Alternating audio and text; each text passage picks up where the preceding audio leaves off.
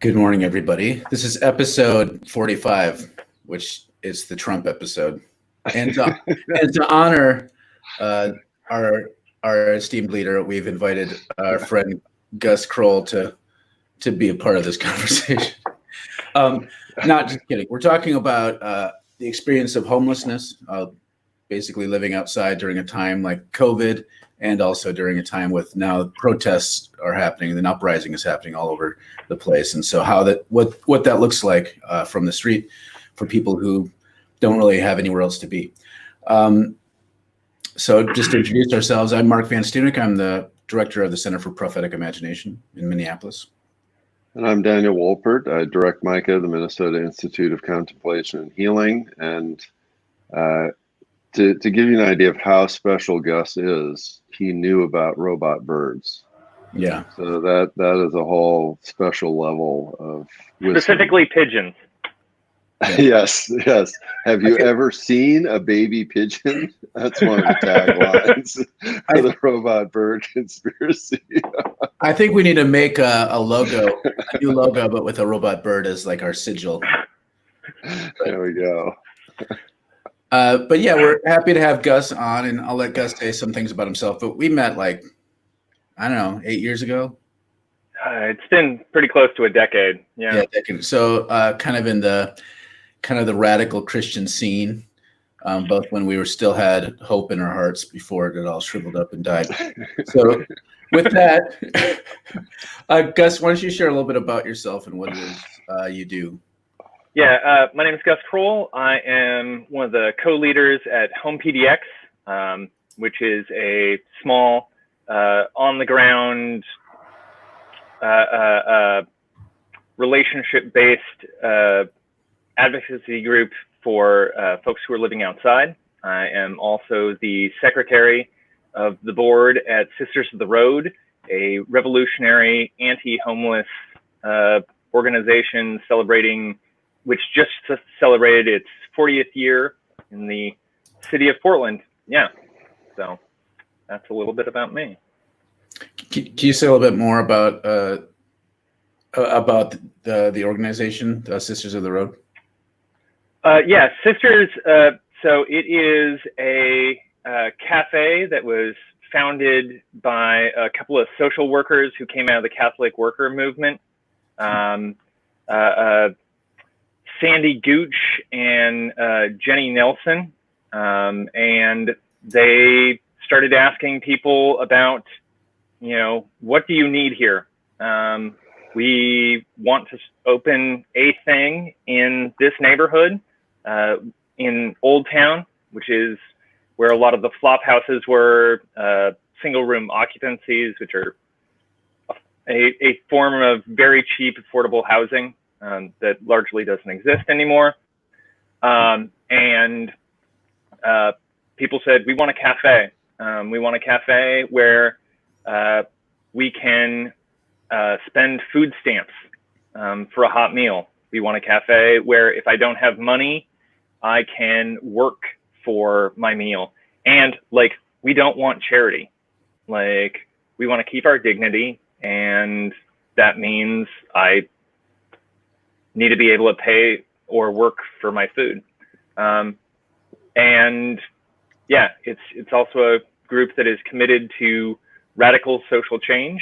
And Sandy and Jenny said a number of times that if people had told them that they wanted a laundromat, Sisters would have been a laundromat instead of a cafe. There's a question, at least partly going around some of the groups in Sisters, where it's is a laundromat make more sense anymore? Have things shifted?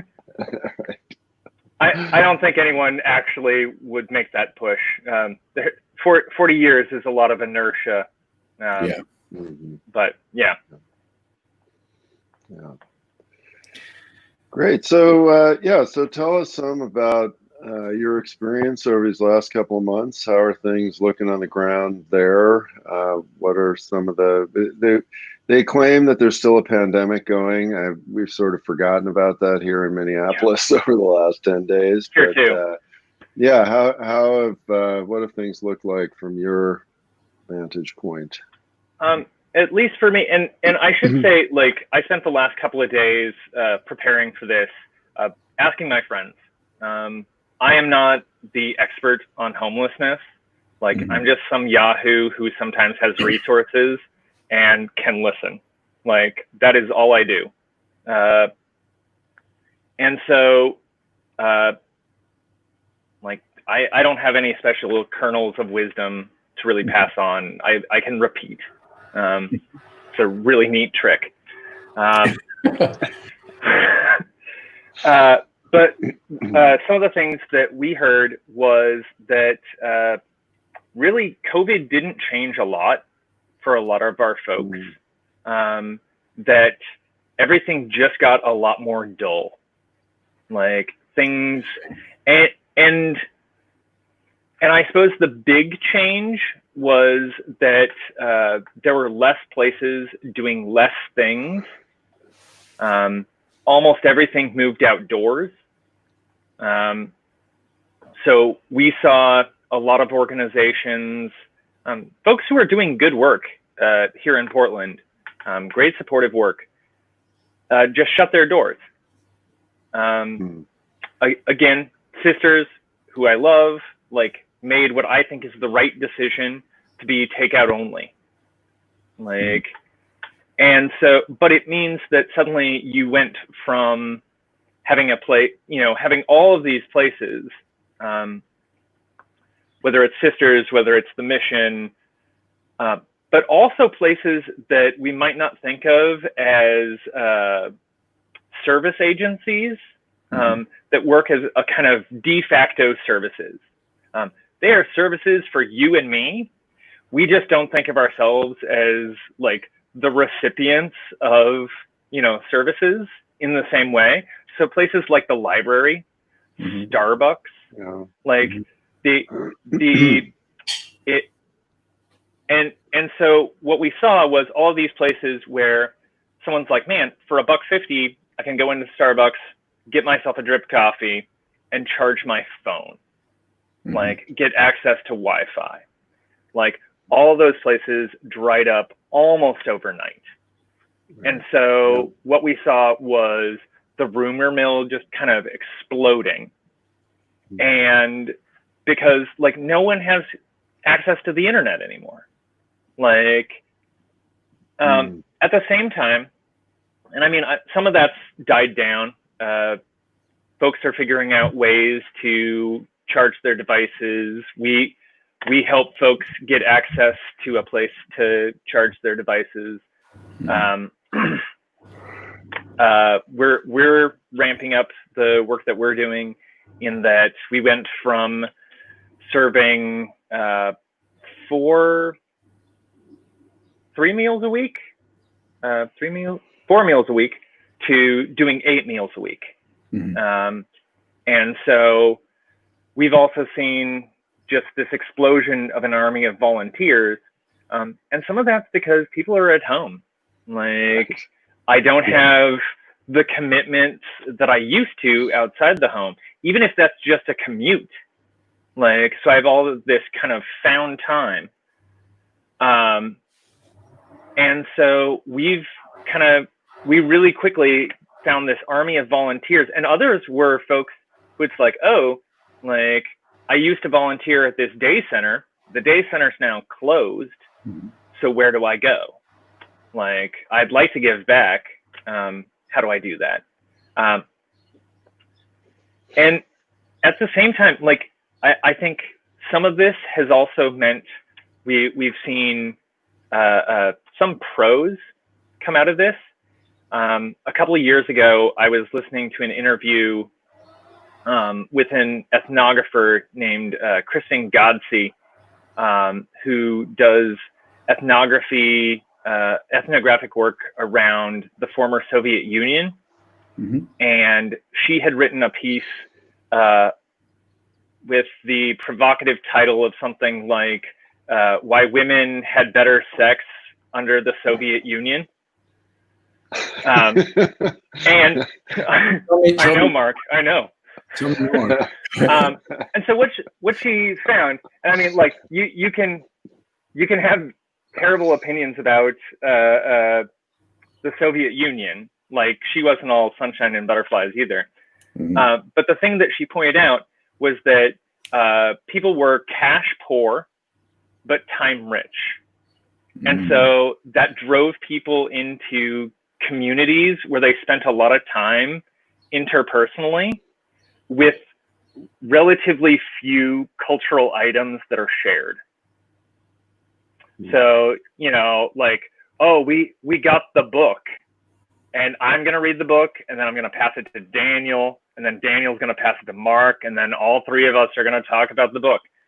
And so as people are spending this time, because they don't have money to be doing other things and they don't have cash to be doing other things, they're developing these deep relationships.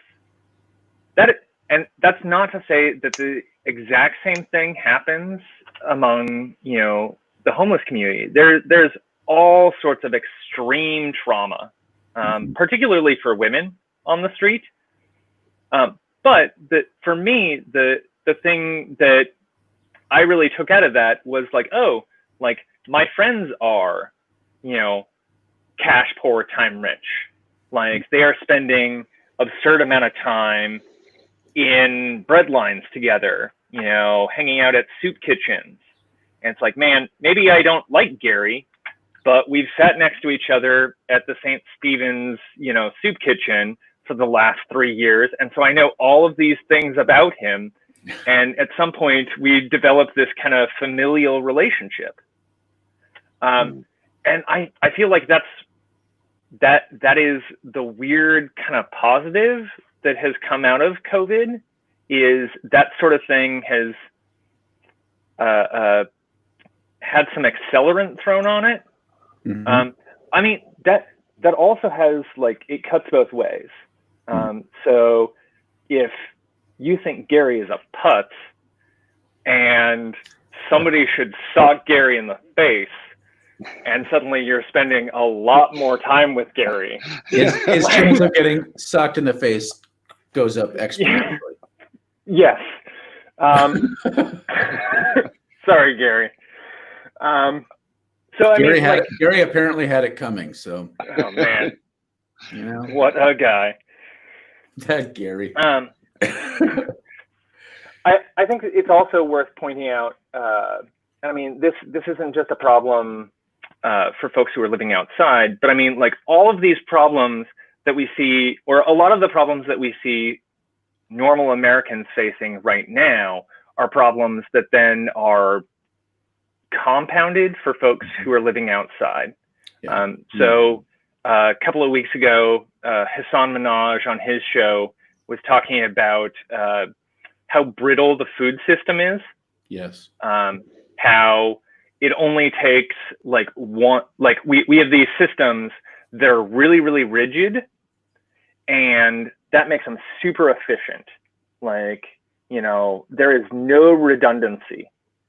And so if you ever talk to anyone who's been into rock climbing, redundancy has a very different meaning. Redundancy is the thing that keeps you alive. It's the, like, oh, I made a mistake and now I'm not this like puddle of like red goo at the bottom of the mountain. Like, redundancy is the thing that keeps the thing from failing. And what we've done is we've made a big deal out of reducing redundancy for the sake of efficiency. And so things can't be flexible. And so as that food system becomes less and less flexible, it breaks. And the place where, like, and that then impacts places like the food bank. And the food bank is the place that ends up feeding a lot of our folks. Yeah. Well, it seems like a lot of the places there are less places open in terms of food service places, but then also, like, you're right, every city has their spots where it's kind of like, you know, it's okay to hang out for a long period of time without getting thrown out, right? So libraries, here it'd be like Hard Times Cafe. Sometimes it's like light rail, on the light rail, different places that are now closed off. And all this, in Minnesota, it can be chilly there, but when this pandemic hit, it was, was it February still or early March? And it was still freaking cold. And so all of a sudden, like the inconveniences that I would experience were manifold for people who have more precarity. Yeah. Right. And of course, what's interesting to me too is your very first statement of, a lot didn't change, right? So that's, of course, the whole other fascinating piece to this is that when everybody's going into lockdown mode, and those of us with secure housing, we'd say, okay, well, we'll just stay home. But again, if you're living outside and you're living in some sort of encampment or wherever, suddenly the primary tool of supposedly battling this pandemic is just simply not available to you, and yet then all that happens is that any nominal conveniences that you happen to have are just gone. So it's like it's the double whammy. You're not really safe from the pandemic, and your life gets so much harder. Yeah, and I mean, so the sheltering in place is a bit of a joke for folks who are outside. Like, you don't have access to hygiene. Like, you think you're going stir crazy in your house. Imagine it if we take the Netflix and the fridge away. Like, and the house. yeah. Well, I mean, like, sure, but I mean, like, just like there is nothing to do, especially if you can't, like, you don't have access to Wi-Fi, you don't have access to electronics. It's rough. So, I mean, some of the things that we've been doing in HOMEPdx has been things like once a week we have a book cart, and so we grab books from the book cart, we put them in a box, and then we walk them around and offer them to folks. And one of the things that I've been trying to fill the book cart with is game books. Like, can I find single player, role-playing games, for folks? Because, like, there's just nothing to do. Like, again, like, you can develop those relationships, but if you're like in a park full of Garys, like, that's not helpful. Yeah. And if, like, we really if you're just like, to anybody named Gary. Yeah, I know several Garys, and I think they're resilient enough to handle it. I think they can handle it. So again, folks that are on, we just will pause. We're amazingly enough already almost 2/3 of the way through the show.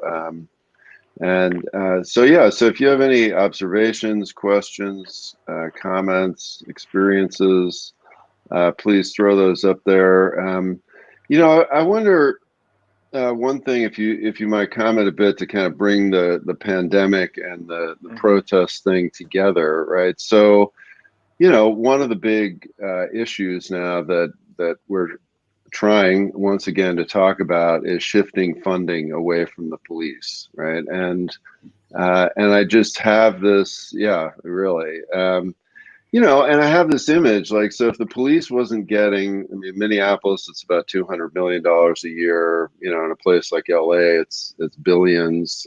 I don't know what the budget is in Portland, but I'm sure it's several hundred million. And I imagine, like, so let's say you didn't have all that money going to the police and you had it going to caring for people. I mean, first of all, we could talk about housing, but then even if we were to say, well, look, we wouldn't immediately house everybody, but let's say we could have sheltered charging stations that had Wi-Fi. We could have food drop locations all over the place. I mean, maybe you could talk a little bit about that, about this.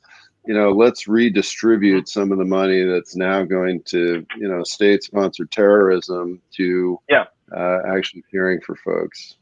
Yeah, and Portland already had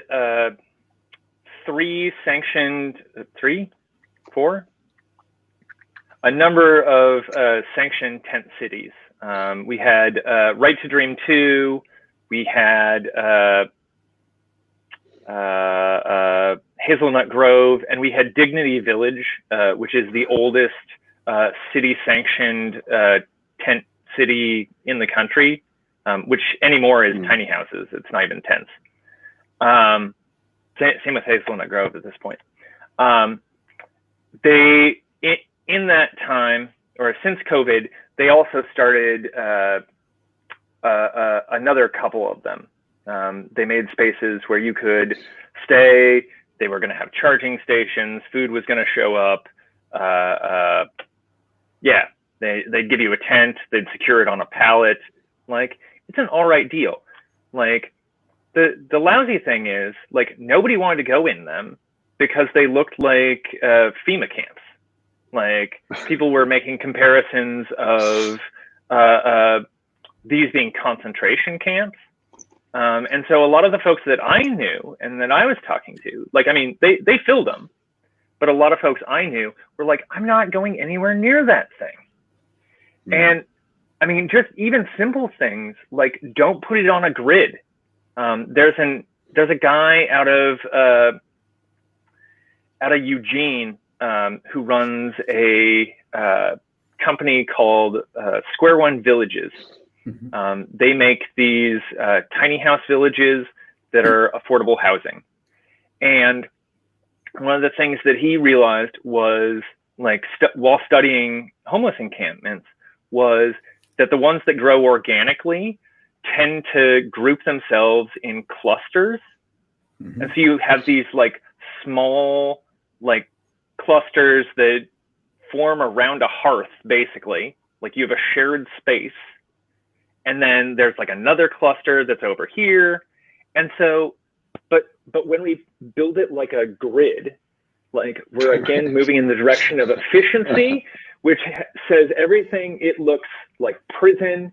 It looks like, you know, again, it has that, like, government efficiency where nothing is hidden, and it feels really, really antiseptic. Like, it feels sterile. It's like, and so people. Yep. And so a lot of people got turned off by that. You asked a second part of that question, and now I'm suddenly blanking on what it was, or the direction I was going to go. Yeah, but I mean, we had a couple of those places open up in the last little bit. And in response to COVID, one of the things that's interesting here, and so we have a hotel just down the street, Sheraton, that has been essentially commandeered for. I saw that. For folks during these protests, and which I think is amazing and helpful. And part of the question I have been asking myself, and I don't know the answer, but I'm wondering if you have reflections on it, is like, why wasn't that happening during the COVID crisis when it first came? Because it seemed to me I wasn't hearing, and I might be out of the loop, to be clear, like we used to do a lot of hospitality for folks who were in transition, and I don't do that hardly at all anymore. And so maybe I'm just not in the know, but it seems like it was kind of like there was some nominal talk about what to do about it, but it was the protest that brought this to kind of a point where people thought, oh no, what about these other people who don't have anywhere to go? The city's burning. I'm wondering if things have been similar, if you've had a similar dynamic there in Portland. I mean, at least for, again, I kind of narrow the scope of my news intake kind of on purpose, because it's so easy to get overwhelmed by everything. And so sometimes the really narrow scope that I try and keep on things means that it's all homelessness all the time. Mm-hmm. Worst radio station ever. But at least what I was hearing, especially in places like San Francisco, was a really coming out of the Coalition for the Homeless, groups like the Western Regional Advocacy Program. Anyway, was a call for even nationalizing hotels, like state action, like we're just going to straight up buy the hotel from you. Like you can put a bid on it again at the, you know, end of this, maybe, like, but we're just going to come in and like they were pushing for the use of things like eminent domain. Or at least some people were. I'm don't want to put words in those particular groups' mouths. And one of the things that they saw was one of the big COVID explosions in San Francisco was this big mass shelter where folks were housed in dorms. Yeah. And like they were ringing the alarm bells ahead of time and saying like we have to get rid of this thing. Like this thing is just a petri dish waiting to blow up, and it did. I think they said it was something like 1,000 people risked exposure just by having been through there in like 24 hours or something like that. I think, and I mean, like, man, hotels are like a perfect example. There's a show, 99% Invisible, did an episode specifically on the use of hotels as a COVID response. They also did, it might have been the same episode, talking specifically about the way that COVID has affected folks outside. I really recommend folks go back and give it a listen. It's a pretty fantastic episode. Yeah, and that, you know, that is the difference. I don't know if it's that same particular dorm, but for a while I did chaplaincy work in a huge kind of dorm / hotel for folks on the margins in San Francisco. And yeah, I can imagine that would just be, as you said, just a petri dish kind of setup. So if you don't have, again, if people are not in control of being able to get their own food, of being able to do stuff in their rooms, if there's just gathering, there's not enough sanitation, that would be really, really bad. So we're coming in the last few minutes. So any comments or questions, get them in. Connie writes, the homeless want to be treated like human beings too. That's true. And part of the interesting thing is like, the only way I usually hear about, I hear people like homeless people tend to be invisibilized. I mean, that's people. It's not like people go out of their way thinking, "Oh, I'm going to treat them as less than human." It just instinctively happens as you kind of ignore them and kind of wonder. And the way I've seen people respond to homeless people experiencing homelessness lately is because they're clustering outside in communities and they're less concerned about social distancing because what does that even really mean for them at this point? And so I've seen people get angry towards folks outside who are just kind of clustering around like, but what else are they supposed to do? And so there's this sort of like, and that amplifies the sense of kind of the only time I tend to see people really pay attention to folks experiencing homelessness are when it goes from being ignored to I'm now afraid of them, right? It's like, which is to me, it escalates the dehumanization a bit. Have any of your friends experienced kind of like antagonism increase during this time, or is it because so many people are home that they're not? It's kind of most of the folks I've talked to seem to be doing okay. We did have a video of some guy who was running with a group of the Antifa protesters who decked a homeless person outside his tent after curfew. Like the video's from like 2 a.m. or something. And this guy's standing outside his tent and he's like, this is where I live. Like, you are interrupting my sleep. Please go away. And this dude just hauls off and decks him. And it's horrific. And the worst part is, and perhaps the most horrific part is, like, that kind of violence toward folks over their housing status, like, isn't uncommon. And like, it's one of relatively few hate crimes that doesn't get classified as a hate crime almost anywhere in the United States. Like if you do something to someone specifically because of their housing status, specifically the lack of housing, like it's not a hate crime in a lot of states, and in a lot of, like, that's starting to change. But there are so many places where it's like, oh, no, that's just regular assault. Yeah. The run-of-the-mill variety. Yeah. Run-of-the-mill assault. Yeah. Well, I was in a band called Run of the Mill Assault. There you go. Were you the bass player? Yep. You kind of, with that mustache, it just seems bass player, right?